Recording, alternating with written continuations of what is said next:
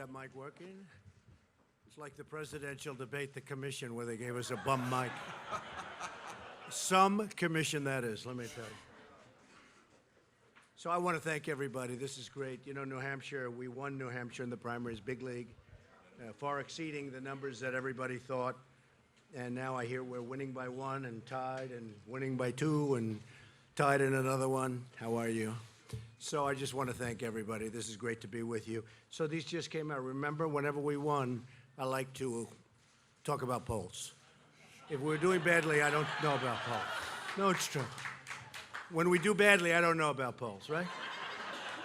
But when we're doing well, I know about polls. I used to drive, Chris Christie's here, our friend. Where's Chris? Right over here. Governor guy. And he was a tough competitor, and he said, "You used to drive me crazy when you talk about those polls. Why did you talk about the polls?" I said, "Because I was number 1. But if I was number 2 or something, we wouldn't be talking." But first of all, thank you, everyone. And New Hampshire was where we had our first victory. You remember that, right? And then we went on to lots of other places,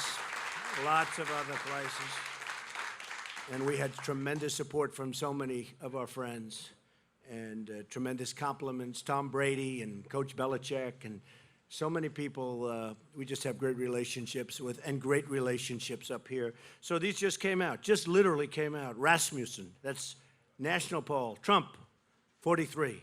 Clinton, 41. Los Angeles Times, national, great poll, supposedly. Well, that's because I'm leading. Trump, 46, national. Clinton, 42. UPI, national. Trump, 49, Clinton, 47.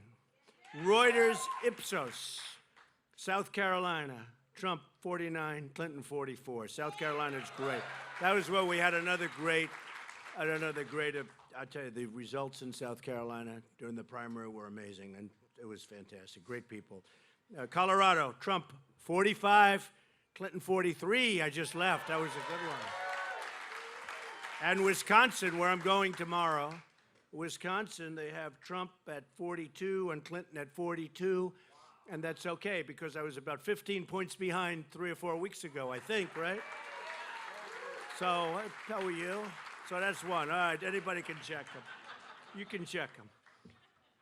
Now here's one that's a biggie. UPI just came out like a little while ago. Virginia. I love Virginia. Tremendous properties in Virginia, a lot of employees. I think all my employees are voting, I'll tell you. Virginia, Trump 50, Clinton 45. Ooh. UPI. That's a big one. Is there a little surprise? Look at the media. They're going crazy. They don't know what's happening. They don't know. They can't believe this. They're not happy, I want to tell you. This is not the way it's supposed to be happening. The American people. Right? This is not what they had in mind. The crooked media with the crooked Hillary. New Hampshire, 48-48. What's wrong? What's going on here? New Hampshire, 48-48. I don't like that. That doesn't sound like my friends from. We're going to win New Hampshire. We're going to win New Hampshire. We're going to win New Hampshire. These all just came out a little while ago. Arizona, 52. Clinton, 42. Wow, up by 10. Here's a good one. North Carolina, UPI, North Carolina. Trump 50, Clinton 46. Whoa, look at this one. The state of Pennsylvania, where I went to school, went to college. Pennsylvania, Trump 50, Clinton 46. And here's another good one. Great state. I love the people of Georgia. Trump 52, Clinton 43. Wow. Here, send them back to the press so they can examine them.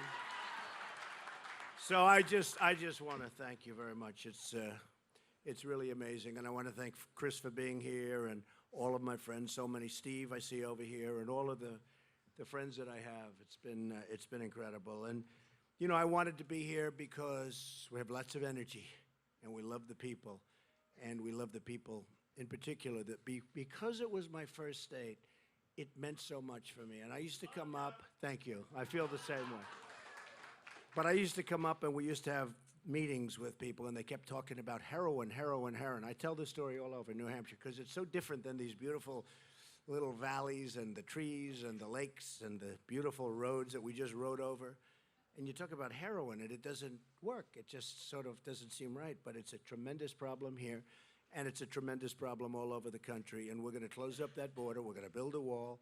You know, we got the ICE endorsement just yesterday. ICE. Great people. And we got the Border Patrol endorsement, and the Border Patrol agents endorsed us, 16,500. And Sheriff Joe endorsed us. Sheriff Joe, tough. Sheriff Joe is tough and good. But getting the ICE yesterday was a tremendous thing for us. So I just wanted to make a quick remark, and then we'll start with Howie. And I know it's very hot in here, and we want to keep this small. And by the way, they were saying, this is practice for Sunday. This isn't practice. This has nothing to do with Sunday. We're just here because we just wanted to be here. And, you know, Hillary, frankly, they talk about debate prep. That's not debate prep. She's resting. She's resting. And I want to be with the American people. I want to be with the people from New Hampshire, and she wants to rest. Debate prep. Tonight we'll discuss many issues of great importance to New Hampshire. And few states in America have been hurt worse by the trade policies of my opponent, and you know that. NAFTA has been a disaster, signed by her husband. And you've lost nearly 1 in 3 jobs. Think of that. I mean, think of it, 1 in 3 jobs. Since NAFTA and China made deals, we made deals with China, World Trade Organization, what a disaster that was, supported by Hillary Clinton. But the NAFTA deal signed by her husband, although he did a great thing 2 days ago when he was willing to say how bad Obamacare was. That was pretty good. That was pretty good. The open border policies, and I just wrote this out, but I feel it's so important, the open border policies of Hillary Clinton, including catch and release, another terrible practice, have allowed a massive influx of drugs into New Hampshire and, frankly, into states all over our country, almost every state. And it's really fueled the tremendous heroin and drug crisis that we have. We're going to close up those borders, folks, believe me, and I promise that to you. In New Hampshire, more than anything else, I said, and I talk about it no matter where I go, and I mentioned this state because it was really the first glimpse I got at how serious a problem we have. They're poisoning our youth. They're poisoning more than our youth. They're poisoning everybody, but they're poisoning our youth. It's tough enough out there.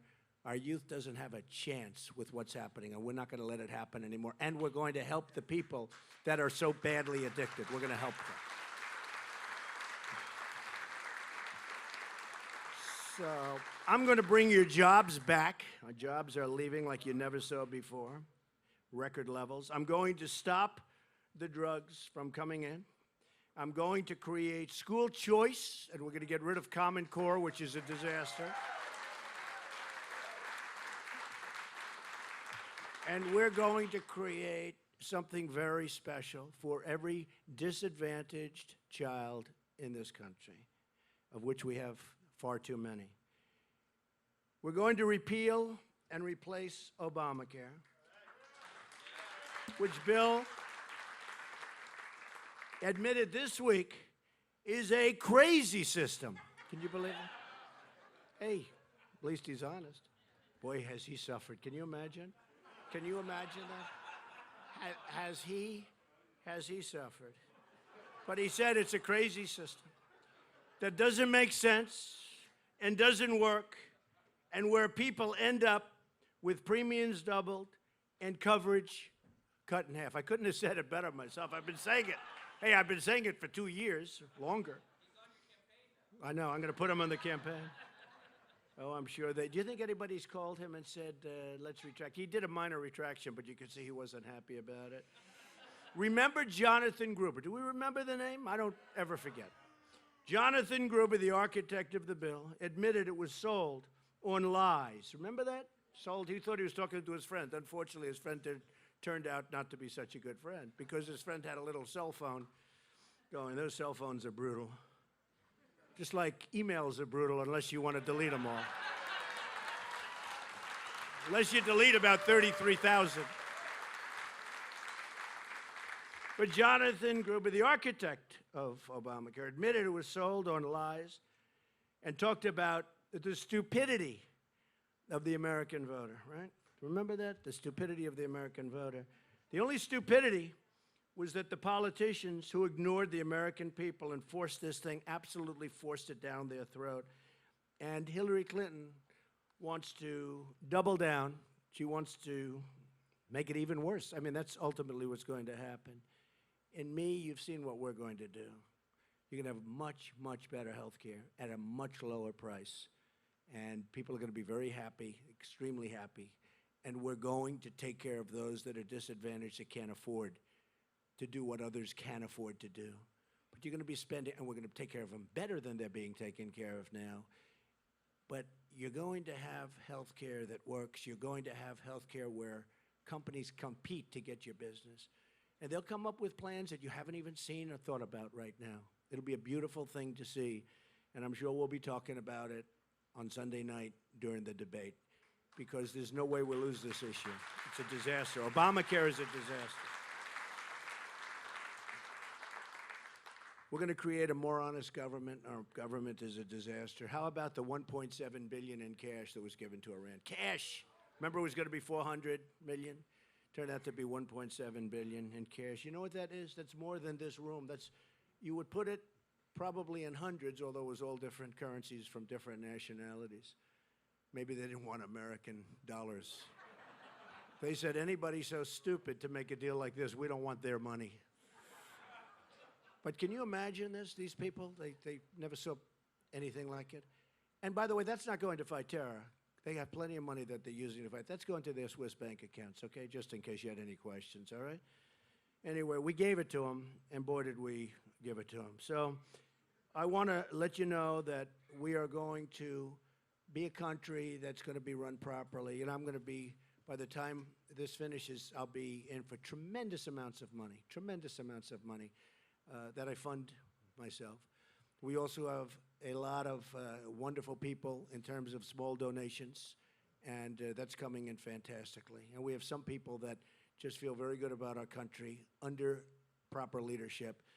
But we're spending a lot of money, and we're doing it ourselves, and we're very proud of it. We're going to be very proud of our country. And when people call up to ask for certain favors that are bad for the country but good for them, the nice part, I don't even have to take their phone call.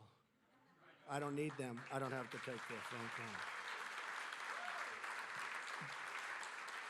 Before we go any further, I want to send our thoughts, our hearts are with all of the people and prayers to the millions in the path of what's now known as Hurricane Matthew. It looks like it's a big one, and it's going to be a bad one, it looks like. Hopefully it takes that right turn, but it looks like it's going in the opposite direction, not good. This is one of the strongest storms to hit in many decades, and our neighbors in Florida, Georgia, and the Carolinas are in a direct path, it seems. Southeast Florida has taken the brunt. We have a lot of friends in Florida, a lot of buildings, a lot of investments in Florida, a lot of great employees in Florida. Southeast Florida has taken the brunt of the storm. To all of my friends in Florida, please know that we are praying for you, and everyone in the path. You got to take care of yourself. You've got to get out of the area. You've got to listen. You have a great governor, Governor Scott, and you got to listen, because it could be a really, really bad one. So it's going to be a rough couple of days and maybe beyond that, but we'll see what the path ultimately is. We've seen the damage throughout the Caribbean and Cuba, the Bahamas, Haiti, and others. In fact, they say in Haiti, almost 270 people, they think around 270 people have already been killed by this terrible storm. So to the folks in Haiti and all over, we're going to be helping you. We'll be with you, and we send our best wishes and prayers. We have a tremendous problem that I think is brewing right now as we speak here. So we'll know in about 4 or 5 hours. I just spoke to Rick Scott, and Governor Christie just spoke to Rick Scott, and it looks like 4 or 5 hours away, so we'll know. But whatever happens, we're with everybody, because it looks like it's going to be a very bad one, maybe the worst in a long period of time. Okay, with that, Howie Carr has been amazing. He's been very, I don't know if he's allowed to support, but he sounds like he supports me a lot. I'm not sure that he's allowed to. I'm not sure he's allowed to, but I think probably. But he's certainly been amazing, and he's a very talented guy, and he's a terrific guy with a terrific family. So when we came up and a lot of people wanted us to do this, we said, let's get Howie. So Howie, let's go. You have some questions. I do, and I have a clock down on the floor there that says 2 minutes. Okay. Now, do you want me to call you when it goes over 2 minutes? Like I'll tell you what, I'll make a deal. If I'm doing well, don't call me. If I'm answering the question poorly, please call me immediately. In fact, you could go. Okay. You could go in 30 seconds. You could do it. All right. All right. All right. All right. Okay. Go ahead. Okay. The first question. Some of these are. I have the names, and if I have the name, I'll just ask the person to stand up. This is Matthew in Bedford, New Hampshire. Matthew, is he? Where's Matthew? Matthew here.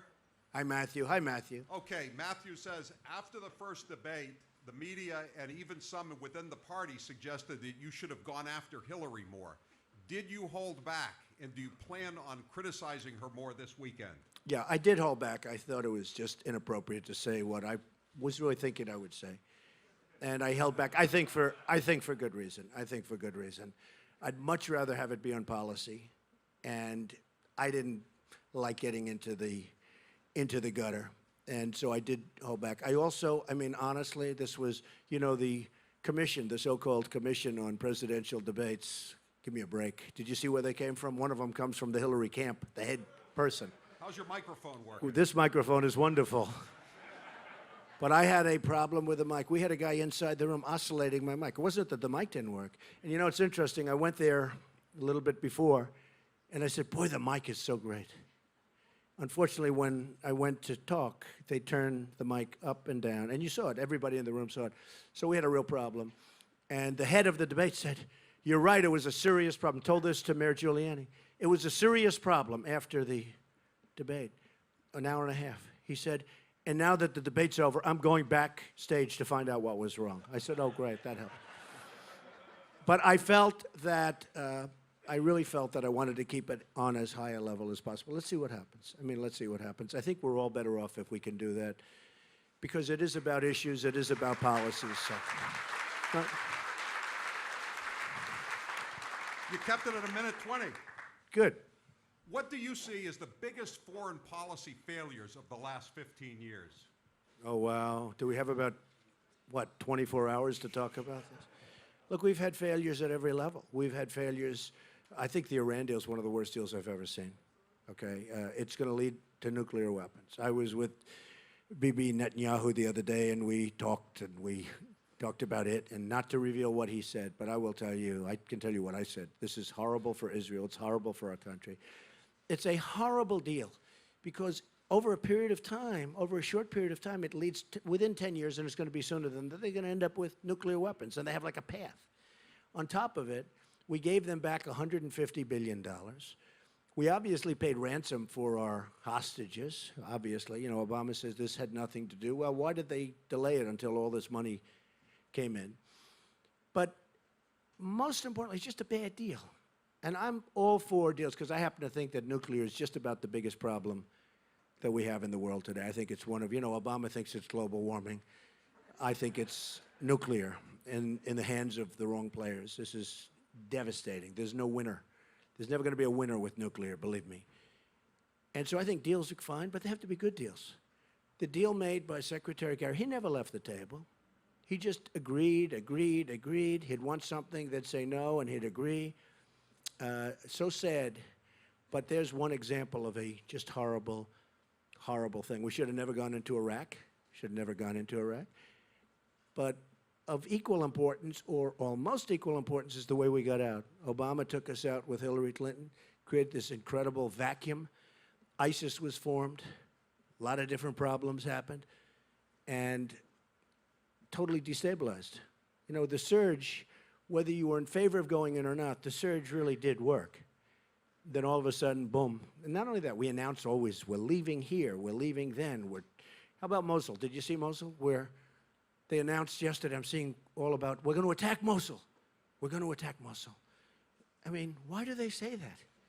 Now, a lot of the bad hombres are in Mosul, the leaders of ISIS, they think. But they're not there anymore because they say, hey, wait a minute, they're going to attack. Let's go someplace else. Isn't there an element of surprise? Remember when we were young and we were studying history and they talk about some of the great generals and the great attacks, and it was called the element of surprise? Wouldn't it be nice if we attacked first and talked about our great victory later? Now, you know, seriously, who's going to... It's almost like they're wasting their time attacking Mosul because everyone that we want is going to be gone. You're going to have all civilians, and there'll be tremendous death and carnage. But the people that we want, they're going to say, hey, which are the leaders? Let's get the hell out of here. It's a very, very sad thing. We are being run by people that are incompetent. I will tell you that. Is Charlene from Sanbornton around? Is she here? Charlene? Charlene, there Hi. you go. How are you? Charlene says, Mr. Trump, I'm an 8th-generation American of Hispanic descent. I live in New Hampshire and California. You have my vote. I want to help other Hispanics see the truth. And then she talks about how with the current administration is the border security, sanctuary cities are increasing drugs and crime. She says, Charlene says, what would you say to convince Hispanics who are deceived by Barack Obama, Hillary Clinton, and the biased media to vote for you? Well, first of all, thank you very much, and I appreciate it. Interestingly, I was listening the other day. There was a gentleman who owns a big radio station, Hispanic, mostly all Hispanic callers, and he was arguing with one of the hosts. He said, no, you don't understand. The people that are calling in, Hispanics, they love Trump. They're all for Trump. And he said, I was even surprised, but now I'm for Trump also. You know, I mean, this is happening more and more. I just got back from Las Vegas where we gave a tremendous, we had a tremendous crowd of people. A lot of Hispanics, Latinos, they like to be called in that area. You know that, right? Hispanics and Latinos. But we had tremendous response and just tremendous, it was an outpouring of love, amazing. And you know, people that are here legally, they don't want people coming across the border illegally, taking their jobs, taking their homes, taking whatever they want to take. And we want people to come in now. I want people to come into our country so bad, but they have to come in legally. You know, we have a country and we have laws. We have a border. And if you don't have a border, you don't have a country. But I think the biggest surprise, two big surprises. We're going to do great with African Americans. You look at what's happening with the inner cities, it's a disgrace. And the Democrats have been running them for up to 100 years unbroken. And the African Americans, believe me, I think we're doing, and you see how the numbers are changing. One thing, they don't have a lot of confidence in Hillary Clinton. She's lied to them for years. She doesn't produce. She just doesn't produce. But I think we're going to do great with the African Americans. You look at the poverty in the inner cities. You look at the crime in the inner cities. You look at the education, and there's no jobs. And we're going to do fantastic with the Hispanics. I believe that. Doing well. Doing well. We're keeping it down, right? Yeah. Karen Whitaker from Sandown, here in Sandown. Karen. Hi, Karen. Oh, thank you, thank you. I like this audience. I like this audience. How do you define the income range for middle class? It cannot be based on where you live because the U.S. tax codes do not discriminate based on geography. Well, look, the way I look at it, the middle class has been forgotten in this country. Taxes are too high. Jobs have been taken away from you. A lot of our companies, a lot of great companies have left our country. They've gone to Mexico and other places. China is making so much of our product. We don't make product anymore anywhere near like we used to. And I will tell you, it's such a great question because our middle class has been treated so badly by the politicians. I mean, it's like forgotten.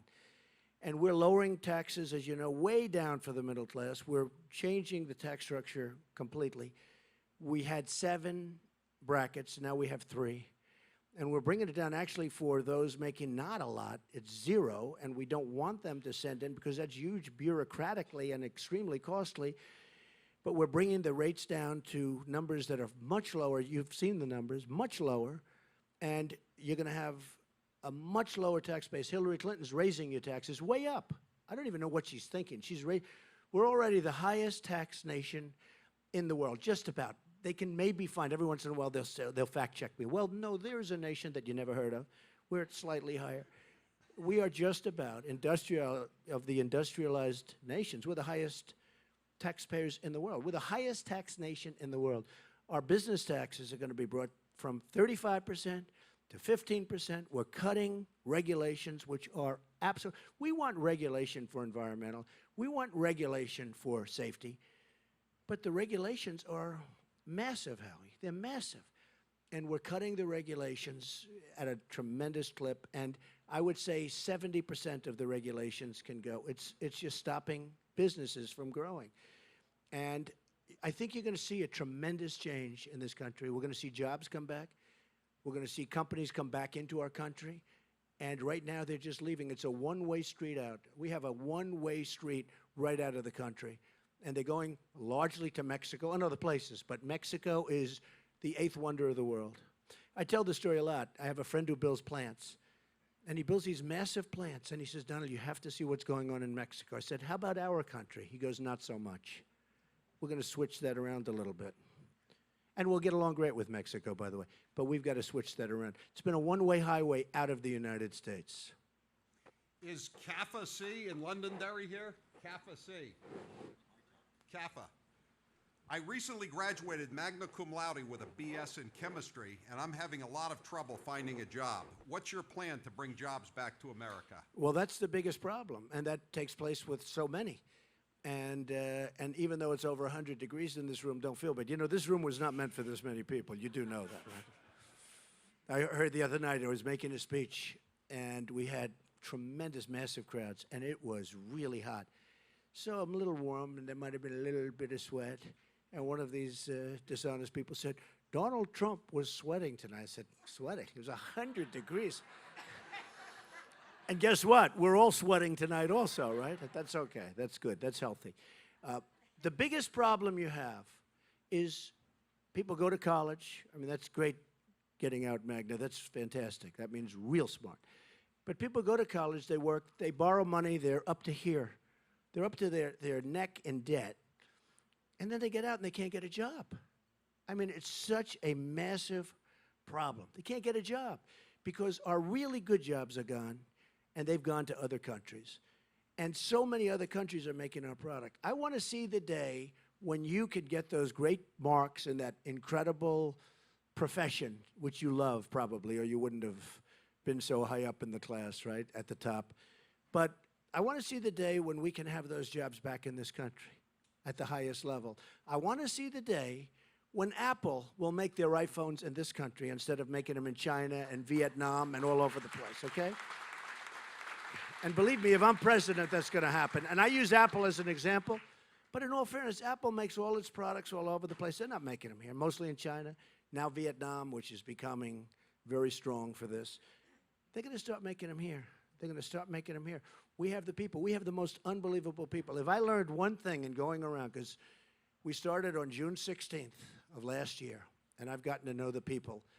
And we have by far the biggest rallies that people have seen, far bigger than Bernie. And he was second, but far bigger. Now Bernie's aren't so big, by the way. They're very small.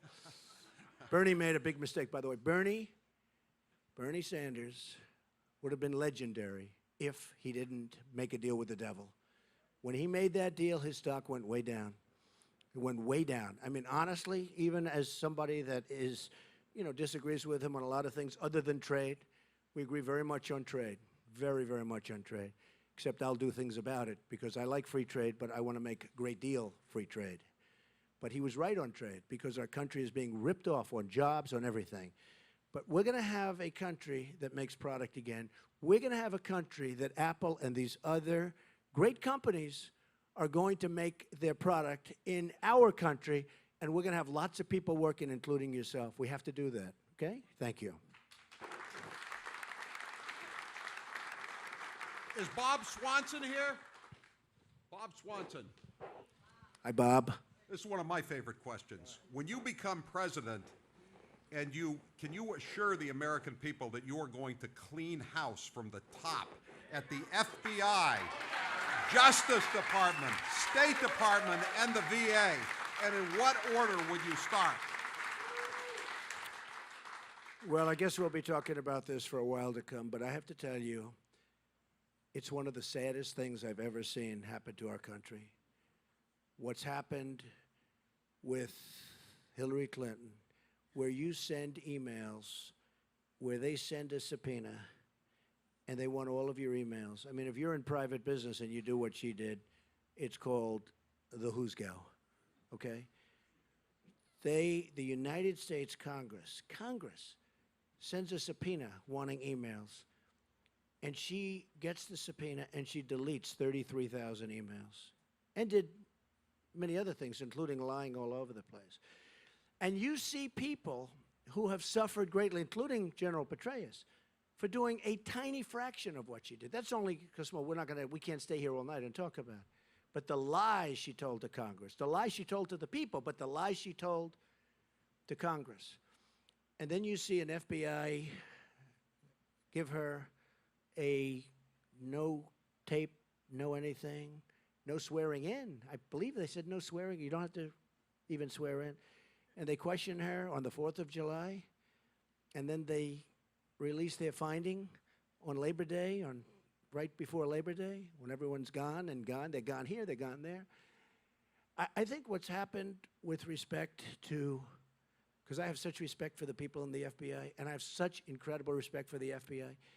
What's happened to the FBI and to the Justice Department at the highest level, honestly, I think it's one of the saddest things I've ever seen in this country.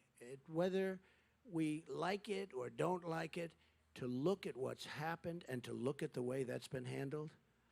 And, you know, every time I speak, this is mentioned, the subject, the people are going crazy. The people of this country are very, very angry. Very, very angry. And I would think, I don't know this, but I would think that some of these great FBI agents and the people that work within the FBI, I would imagine they are just furious at what's happened to the reputation of the FBI. So, I mean, I think it's an amazing question. Honestly, it's like we're a third world country. It's one of the saddest things that I've ever seen happen in this country, and it happened to Justice. And that's probably, I guess, the way you feel also, right? Yeah, it's very sad. Let me ask you a quick follow-up. What would you do with Comey?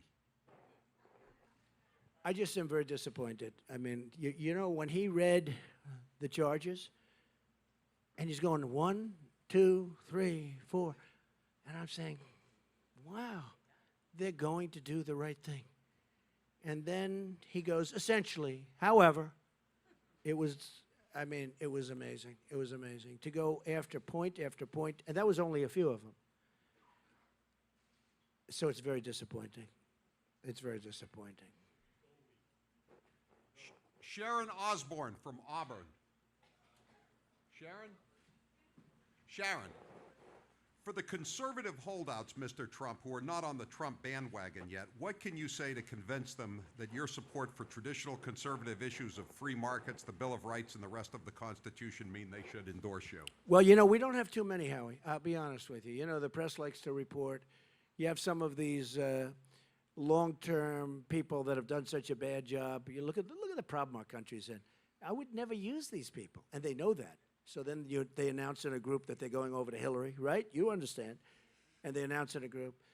But, you know, we have tremendous support, including a couple of your very distinguished folks from New Hampshire who were against me, who are now for me. And you're allowed to announce the names. But we have tremendous support in New Hampshire. One of them was very tough and very smart. Go ahead. John Sununu? That's true. I'd watch him and I'd say, boy, His son, tough. His son is 4 points up tonight. Oh, that's in that good. poll. Well, that's good because I thought it was terrific. I met him the other day, and father and son, and I think they're great people. But he was tough. I'll tell you what, he was really hunting for Trump. And you know what? I respect somebody that can go the other way. It's not that easy, a pivot, as you would say. But I very much appreciate the Sununu family and the fact that they are with me and I am with them. And they're going to do very well. He's going to do very well. And I see the numbers. And you know, one of the things that have really happened, they all thought, oh, Trump, because look, I've never done this. And but I've done very well in my life and business and done a lot of good things, but I've never done this. So all of the reports, well, you'll take down the senator and he'll take down this senator. Do you know how well the Republicans are doing? I guess there's a gentleman in Illinois that's not doing so well. This guy was actually taking out ads against me. I said, are you sure he's a Republican? Maybe he's a Democrat. And he's not doing well, but hey, that's his problem. I mean, you know, he was not for me. But if you look at, and that was for political reasons. But if you look at what's going on, now they're all talking about, in fact, the other day I saw, very interesting, one of the announcers said, you know, Donald Trump is having a very positive effect on these races. The Republicans are going to hold. They're doing terrifically well, far better than anyone thought. And frankly, we are winning states, and we're going to win some states that would never in a million years, you know this, be in play. I mean, we have some states like we're doing great in Colorado. Somebody else wouldn't do well. Nobody else would do well. We're doing great. I think we're leading Colorado in one of the polls, as you know, just came out. We're leading Colorado. I just left. We're leading a lot of places, and we're doing at least very competitively in a lot of states that absolutely would not be for Republicans. And, you know, one of the funny things, they do the maps. And remember 2 months ago, I'd watched the different people that do the maps. And there's a very small path. It's tougher for the Republicans, I have to tell you. But they said there's a very small path. But I was watching the other day, and the same person was saying, wow, this path is getting a lot wider. Doesn't mean they were happy about it, but the path now, there's 4 different paths. Before there was one little one. Nate Silver. Well, Nate Silver has been, you know, he didn't predict us in the primary, and he had never called a loser before. I mean, you know, he's always been on the right side of what happened in terms of at least his predictions. And he didn't predict me in the primaries. And in all fairness, you know, never seen me, never spoke to me, never saw what we did. You know, we had 17 very talented people. And one by one, it was a beautiful sight to watch, wasn't it? Beautiful. And by the way, Howie, those people, most of them endorsed me. Ben Carson, Chris Christie. So many of them endorsed me, and they're great endorsements. Scott Walker has been incredible. He helped Pence. He helped Pence, too. Mike Pence, by the way, has been fantastic, and he did a great job last night. He did a great job last night. That brings me to another question from Lois, from Brentwood. Lois. Thank you, Lois. Did you really say, Lois asked you, were you upset about Mr. Pence's debate success? As John Harwood said? John Harwood was the worst moderator out of all the debates we had. How many did we have, 11 or 12? He was so bad. This guy knows nothing about me. I was so happy. And I saw today that somebody on CNN, the Clinton News Network, who knows nothing about us. You know, they use John King, actually. He's a nice guy. I like him on the maps. He does a good job with the maps. I like him better now than I did a couple of months ago, because a couple of months ago I had no chance. Now all of a sudden that map is getting very red. But John King said, you know, they always have a source. They always have a source. A source within, nobody talks to him. Nobody's talking, because he's like the enemy. He's like the enemy. But he said, and a few other people said, Donald Trump was at first happy, and then he was unhappy because Mike Pence did so well. I said, unhappy? We're jumping up and down. He was so good. And I'll tell you what, he's a great human being. You can't root against him. You can't.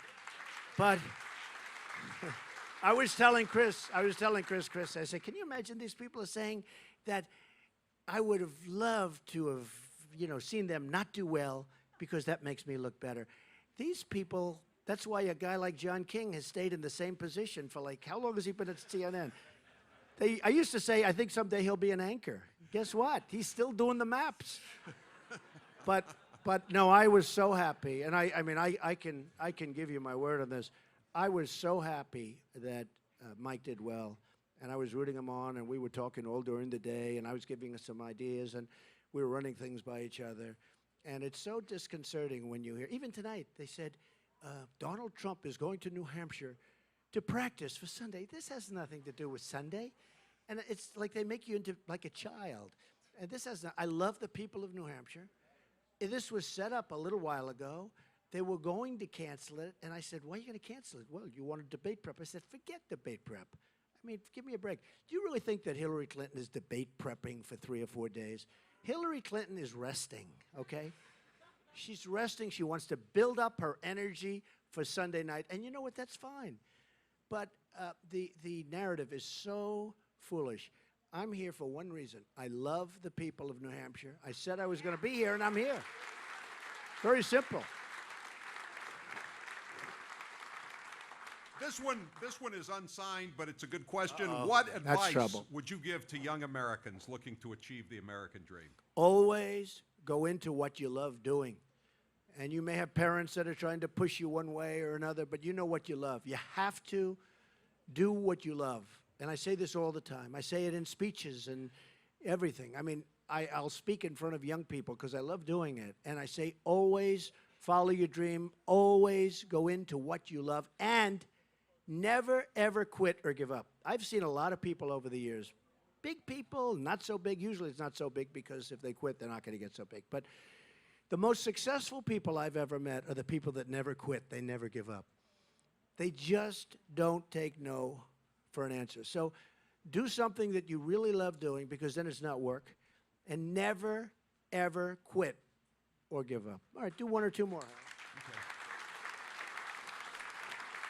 Thank you. I think you've dealt with this one before. It's from Al Baldessaro over there. Hello, Al. Al, Hey, Al. stand up, Al. Al wants to know what you're going to. Al wants to know what you're going to do about the VA. How are you going to make it possible? Well, the for vets- veterans, as Al can tell you, and as a lot of the veterans in this room, because I recognize some of you, and I've become very close to the vets. And a lot of it started with New Hampshire, to be honest, and Iowa. But I really got close to the vets. And I'll tell you what, in many cases, they're living in hell. What's going on with the Veterans Administration, between the corruption, the long, long waits, 22 suicides a day. I thought that was a typo. When I heard 22 suicides a day, I said, that's impossible. 22 suicides a day. Much of it caused by the fact that they can't get to see doctors. Howie, they wait in line for 5 and 6 days, and at the end of the 6th day, the doctor says, sorry, I'm going on vacation. And actually, the Veterans Administration, and the vets tell me this, they have some really great doctors. But getting to see them is sometimes almost impossible. We are going to solve, finally, the problem of the Veterans Administration. We have illegal immigrants that in many cases are treated better than our great veterans. And you know that, and everybody knows that. They're being treated better than our veterans, and that's not going to happen. One of the things we're going to do is the lines are impossible. Getting to see a doctor is, in many cases, just days and days. When that circumstance happens, we're going to let our veterans go across the street, around the corner, 2 miles away, and see a doctor, private, or a hospital, public or private, where they're looking for work, where they have wonderful people and they're looking for work, take care of their problem, and we will pay the bill. And that's going to be the cheapest thing we can do. It's going to be the cheapest thing we can do. And Al can tell you, and a lot of the vets that I recognize in the room, they can tell you everybody's in love with the plan. And we're going to keep the VA, but we're going to keep the Veterans Administration. We're going to keep the hospitals. We're going to keep the buildings, because I think that's important. We have to take care of our vets. These are people that we wouldn't be here if it weren't for the vets. But when they're waiting in line and they know there's no end in sight, and honestly, they're dying. They need a simple procedure. They need a prescription. They need something very easy, and they end up dying. And it's a very sad thing. So they're going to be able to go across the street to a public-private hospital, to a doctor, and we're going to take care of our vets. For the first time, we're really going to take care of our vets, okay? Is Pete from Nashua here? Pete from Nashua. Pete from Nashua says Hillary Clinton wants to give Social Security and Medicare to illegal immigrants through citizenship. Won't this bankrupt the programs?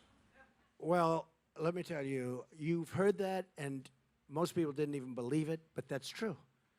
And, she's open border.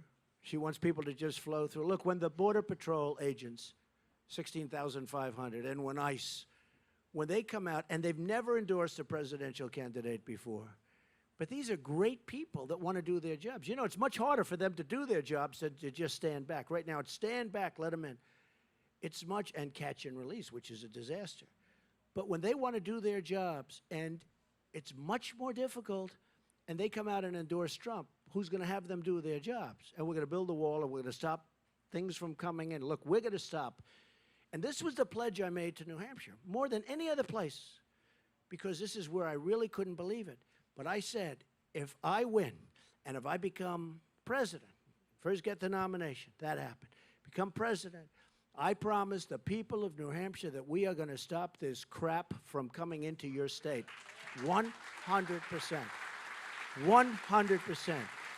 And it can be done, and it can be done even before the wall goes up. The wall is a necessary adjunct. You know, I asked the patrol, I asked really the ICE folks that endorsed me, and I asked the Border Patrol folks that endorsed me. I said, how important is the wall?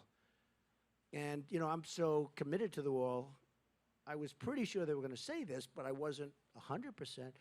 They said, Mr. Trump, it is absolutely necessary for us to do our proper job, which made me, you know, gave me a little additional security as far as the wall is concerned. We need the wall. We have to stop the drugs, heroin, but many drugs, but we have to stop the drugs from pouring into our country. And believe me, it is poisoning our country, and it's poisoning our youth, and we're going to stop it, and we're going to stop it fast, long before the wall gets up. We're going to start that wall fast. I get them built fast. But I'll tell you, long before, we're going to stop that poison from flowing into our country. Okay? One more.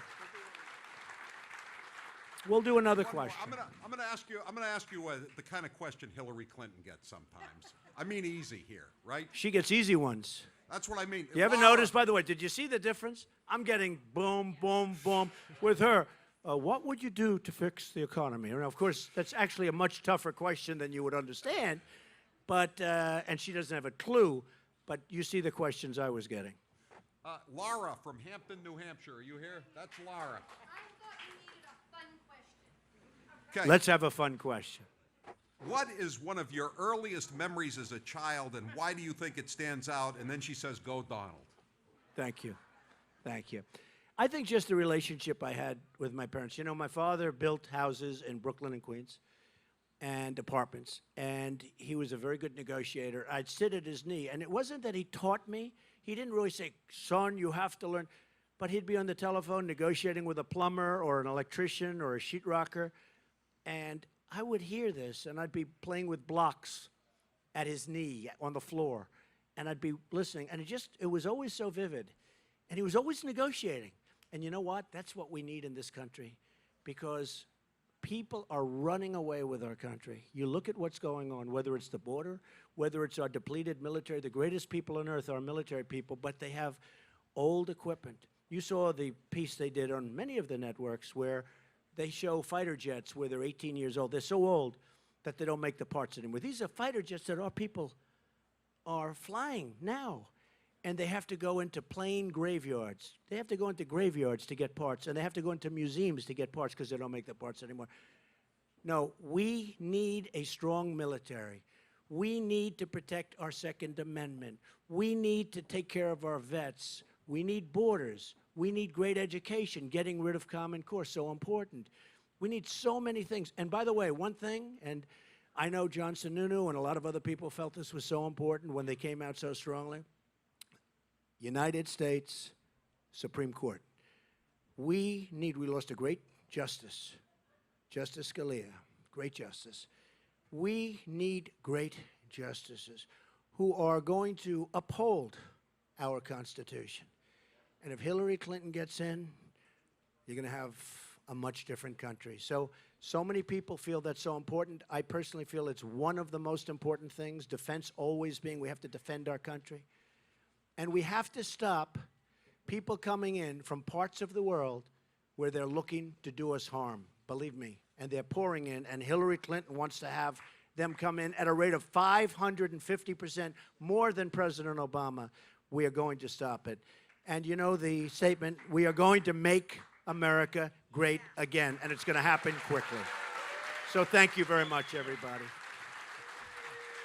Thank you. I got one more question for you, Donald. I'm going to let you read it, and remember where you are tonight as you answer this question. Oh, the World Series. Oh, look.